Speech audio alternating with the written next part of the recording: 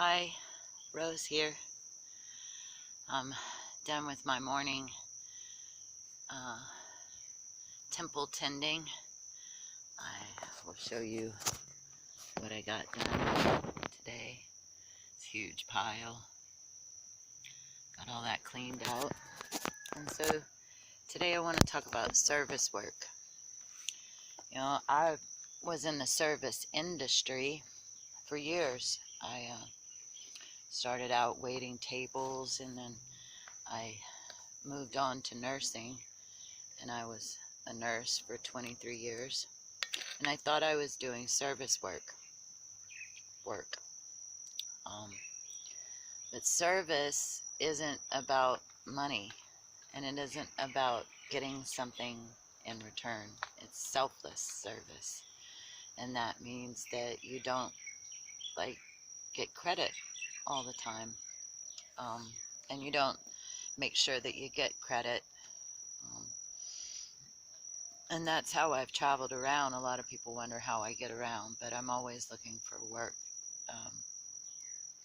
Something that needs to be done and doing it. Um, and at first that started out, I just picked up trash. One day it just hit me. I was riding a motorcycle, and the fire ants got me pretty good today. And I saw the trash, and I was kind of, I guess, talking to Mama for the first time, really, and seeing all the trash, and I said, if you give me a trash bag, I'll pick up trash. And there was a trash bag while we were waiting on the ferry down to go over to Galveston, and I started picking up trash, and some people started laughing at me, some people started joining me, and from then on I started picking up trash, and I amazingly would find a lot of money picking up trash. And then I moved on to cleaning houses. I was a house fairy for a lot of people, going in and straightening up their house after a death or after a divorce, or when they were moving. And that moved into supporting families, but being separated from my kids, that's a little tough to be around kids a whole lot. So I started doing elder support, and that's very rewarding to assist our elders. The way I see it, if you want something and I would like to be taken care of when I'm older, then you give it to somebody else. And a lot of our elders have been holding down visions for a very long time, and they don't have much time left. So I understand that while I'm 51 and I'm a grandmother of 8, I'm still younger than a lot of other ones that have been at this longer. So I find them and I assist them, and I learn from accompanying them on their journey. And that provides me a lot of times with a roof over my head, food to eat. I wash a lot of dishes. And I think that's what's missing from a lot of this, is we all want work, but we want to be paid. And this is actually like community support. It's what we do or could be doing regardless of whether we get paid or not. It just needs to be done. Integrity is doing the right thing even when nobody's watching.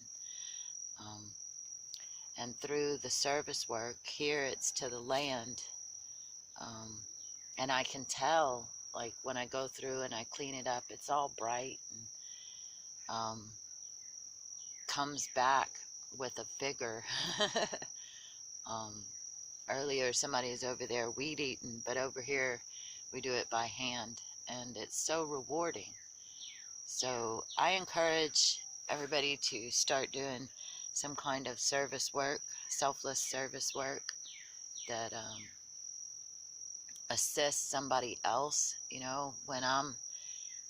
When I would wind up on the sidewalk somewhere and not knowing what I was to do, I'd just look around and see who needs a hug, who needs some help carrying their groceries, who needs um, somebody to talk to. You know, some of our homeless, I've talked to some of them that nobody had talked to them for like 4 months.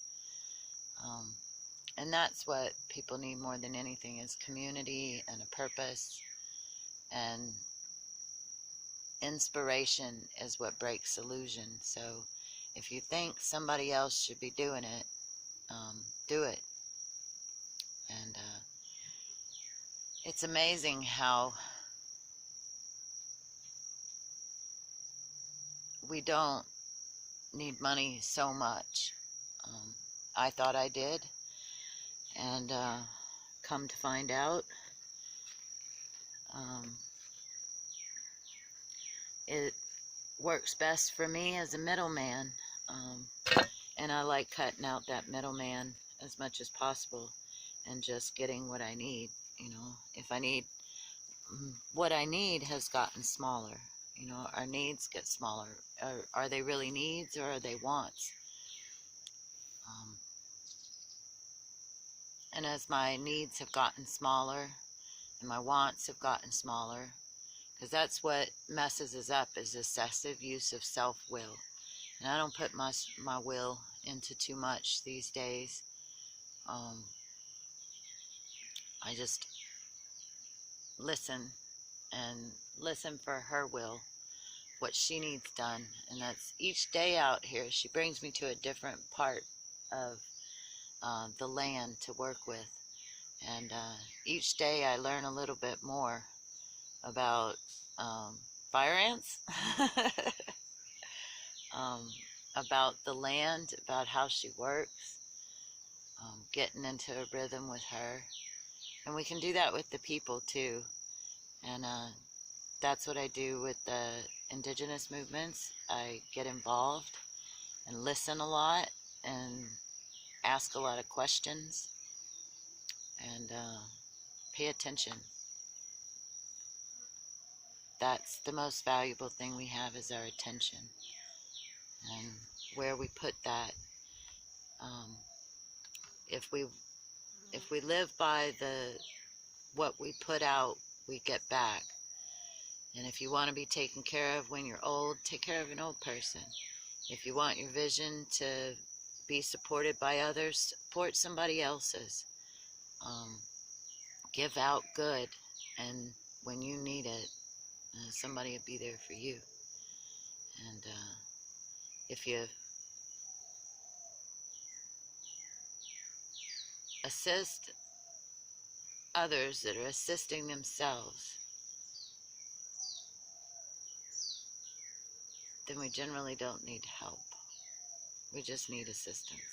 And, this sister here, the lava pushed her out of her place for 4 months, and Pele's hair kept them from being able to work in their yards. And here it grows so fast, so she needed some assistance.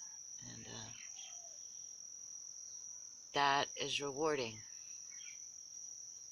And our true worth is in our water, it's in our health, it's in our relationships, and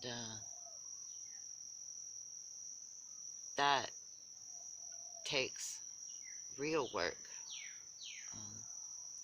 not the kind that pays immediately, but it does support really well. So I encourage everybody, pick up some trash, remove some weeds, hug some people, carry some groceries, visit a neighbor, sit down and talk with someone, give them a hug, a meal, a cup of tea, and slow down and care for each other, truly care for each other. Seems that consideration is in short supply these days, and we can learn to be considerate of each other and care for each other. We'll be a whole lot better off in this world. Loving you from Big Island, encouraging you to do some selfless service. Peace and aloha.